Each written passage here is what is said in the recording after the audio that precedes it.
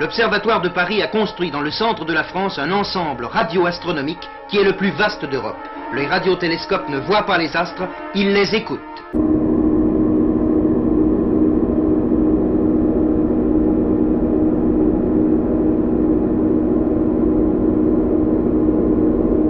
C'est peut-être le silence qui va avec des craquements, qui fait que le silence existe vraiment, qui nous a donné l'échelle de nous-mêmes. C'est-à-dire un peu vulnérable et chanceux d'être là, encore des moments de grâce. Les astres et leurs mouvements. Aujourd'hui, les étoiles. Aujourd'hui, les satellites de la Terre, de Mars et de Jupiter. Du cosmos au fond de la mer, des galaxies aux étoiles très magnétiques, les pulsars, jusqu'à notre étoile, la plus proche, le Soleil. Dans un système double, tel que la Terre et la Lune, c'est en réalité le centre de gravité du système qui décrit une orbite autour du Soleil. L'étoile la plus proche du Soleil se situe déjà à 4 années-lumière. Il faudrait multiplier 300 000 par 365, le résultat encore par 24, le résultat encore par 3600, puis le tout par 4 pour obtenir la distance en kilomètres de cette étoile, c'est-à-dire environ 40 000 milliards de kilomètres. Et c'est l'étoile la plus proche. On va étudier chacun des rythmes biologiques pour une période considérée, la période de 24 heures, et on va voir comment se répartissent les pics et les creux. Et la chronobiologie se définit comme l'étude de la structure temporelle, autrement dit de l'anatomie dans le temps d'un organisme, et comme elle étudie également les mécanismes qui contrôlent cette structure temporelle et ses altérations pour la pathologie. Donc si vous voulez, on est parti des rythmes biologiques, de phénomènes périodiques et prévisibles, pour arriver à cette notion d'organisation temporelle qui est le but de la chronobiologie. Organisation temporelle, cela veut dire que les rythmes d'un individu vont changer beaucoup même de la naissance à la mort. Et donc vous vous intéressez aussi, j'imagine, à la question du vieillissement. Oui, parce que si vous voulez, il s'agit de savoir comment ces rythmes vont évoluer précisément.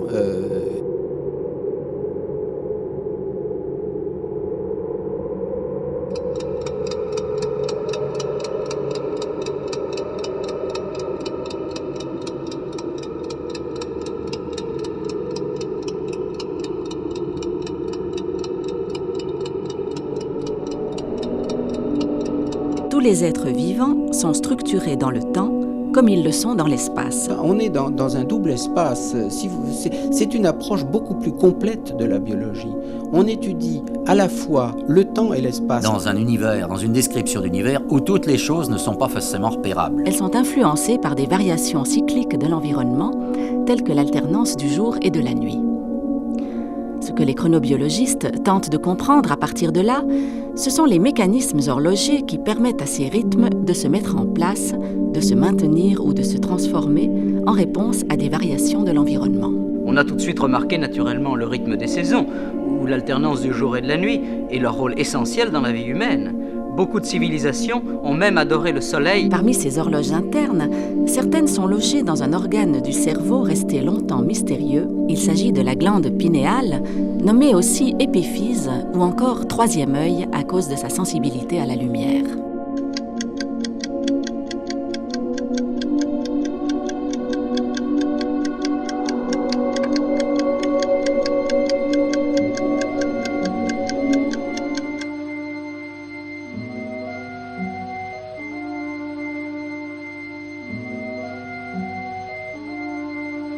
Ce qui domine dans le monde, c'est ce qui associe des objets. Ce sont les processus d'association. Et ces processus sont plus ou moins complexes. Ils commencent par des simples attractions de particules, résumées lorsqu'il y a deux planètes, deux objets célestes entre eux, par simplement cette attraction universelle, qui sont les simples liens de la matière lorsqu'elle est dépourvue de tout.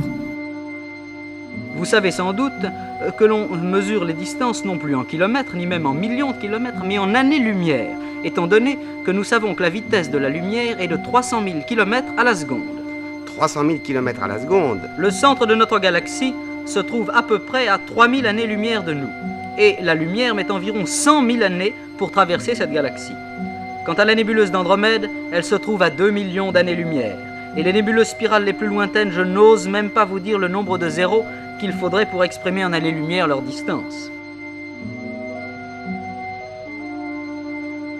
Et en moi-même, je me disais, bon, ça n'a aucune importance, tout cela se passe très gentiment.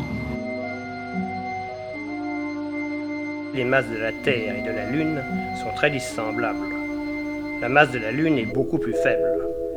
Mais elle suffit cependant à faire parcourir à la Terre une trajectoire légèrement sinueuse dans l'espace. Quand la Lune est nouvelle, elle se trouve entre nous et le Soleil, de sorte que son attraction s'ajoute à celle du Soleil, tendant à infléchir le mouvement de la Terre dans cette direction. C'est le contraire quand la Lune est pleine. Vous verrez un tableau sur lequel il y a 12 chiffres. Sur ces 12 chiffres, il y en a 11 significatifs. Et le dernier, c'est la preuve par 9, ou l'équivalent, pour que quand les machines à lire les numéros, car ces machines existent, nous n'avons même que l'embarras du choix, lorsqu'elles relèvent les 11 chiffres, elles font une petite preuve par 9, que je vous dirai si j'avais le temps, pour vérifier que c'est bien juste, sinon elle indique, elle fait tilt, elle dit je me suis trompé. La structure de cette immense famille de galaxies que constitue l'univers est naturellement mal connue. Les mesures spectroscopiques semblent montrer que l'univers est en expansion constante, que les nébuleuses les plus lointaines s'écartent de nous avec une vitesse d'autant plus grande que leur distance est plus considérable.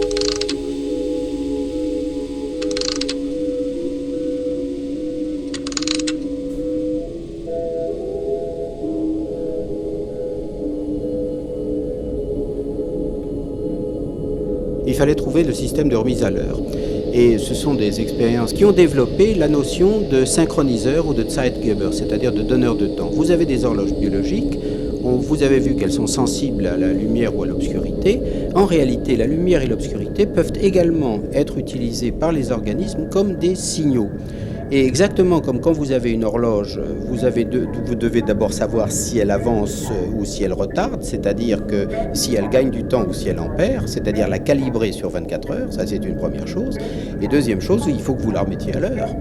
Et ces horloges biologiques sont remises à l'heure par des signaux qui viennent de l'environnement. Au sommet, le 1, l'origine de toute chose, la monade, l'unité. Au deuxième rang, le 2, la dualité. Adam et Ève, Osiris et Isis, masculin et féminin, le ciel et la terre, le jour et la nuit, le yang et le yin. Troisième rang, le 3, les 3 niveaux de l'homme. Le corps, l'âme, l'esprit.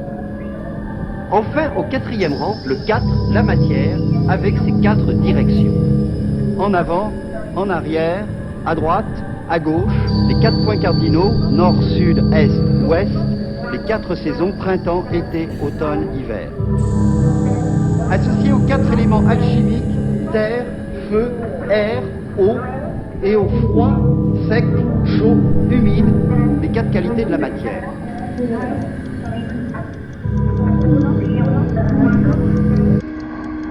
Le calcul suppose un minimum de dextérité avec la trigonométrie. Je n'ai pas d'avis là-dessus, mais Ce n'est pas le plan du pendule qui bouge, mais c'est la Terre qui tourne sur elle-même. Donc, on va arriver à créer de nouveaux types d'objets qui ne seront plus des objets techniques, c'est-à-dire des objets dans lesquels les fonctionnalités sont parfaitement définies, parfaitement localisées par la forme, la nature et l'emplacement de la pièce dans l'objet technique, ou dans le système, mais à des objets que nous appelons phénistes. Nous devions travailler à découvrir la vraie nature des mouvements célestes et, pour ce faire, abandonner l'idée fondamentale qui avait dominé l'astronomie pendant toute son histoire, à savoir celle de la circularité des mouvements planétaires.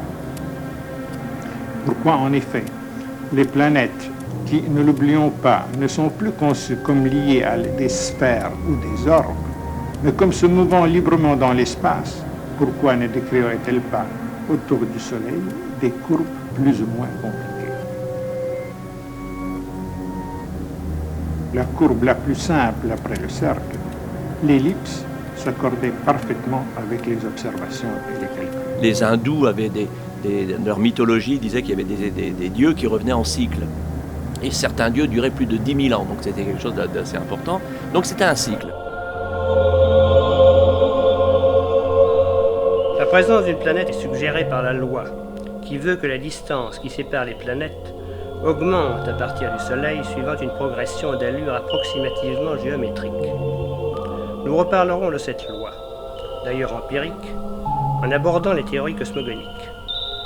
Toujours est-il que cette progression des distances aboutit à peu de choses près à leur doublement.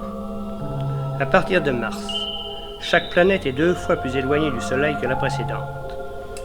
Mais pour conserver une progression régulière, il faut supposer une planète entre Mars et Jupiter. Autrement, l'espace entre ces 2 planètes apparaîtrait trop grand.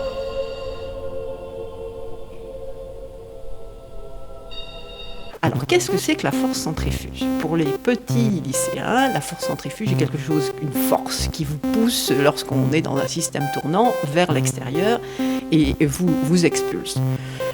En fait, pour les physiciens, on sait très bien que ce n'est pas une force, c'est quelque chose de fictif qui apparaît dans un système qui tourne. Ce système s'appelle un référentiel. Un référentiel, un espace physique tournant. Et cet espace physique tournant est donc animé d'une certaine accélération par rapport au référentiel absolu. Et effectivement, dans En fait, aucune force n'intervient.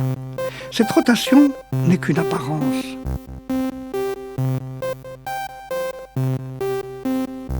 Nous arrivons maintenant à l'importante question de la rotation de Mercure. Sa rotation est égale à sa révolution, ce qui veut dire qu'elle présente toujours la même face au Soleil, comme la Lune vis-à-vis de la Terre. Ce fait est prouvé par l'étude des marques qui apparaissent sur la surface de la planète au voisinage du terminateur, c'est-à-dire de la frontière entre les parties éclairées et les parties obscures de la planète.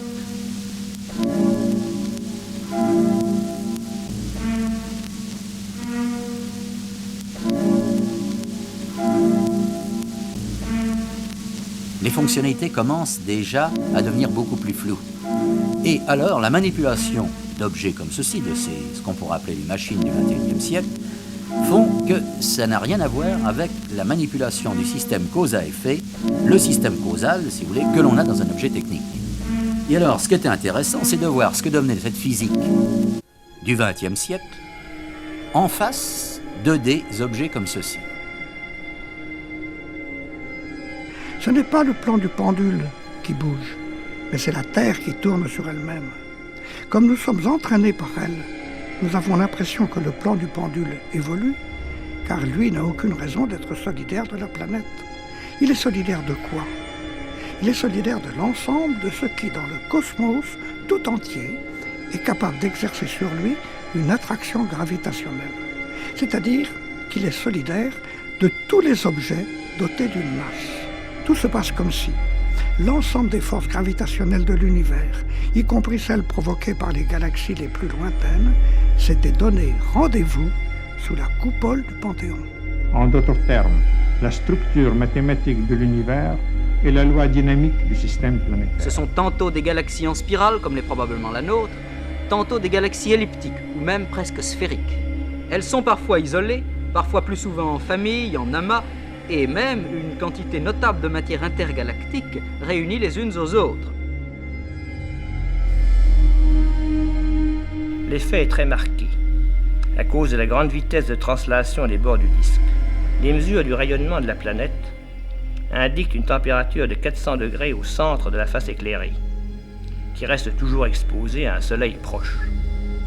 En revanche, une nuit éternelle et glacée règne sur l'autre face. Le temps étant un cycle, il ne faut pas s'intéresser sur sa durée parce qu'on sait que ça va revenir. Donc à la limite, presque le temps n'existe pas puisqu'il va revenir.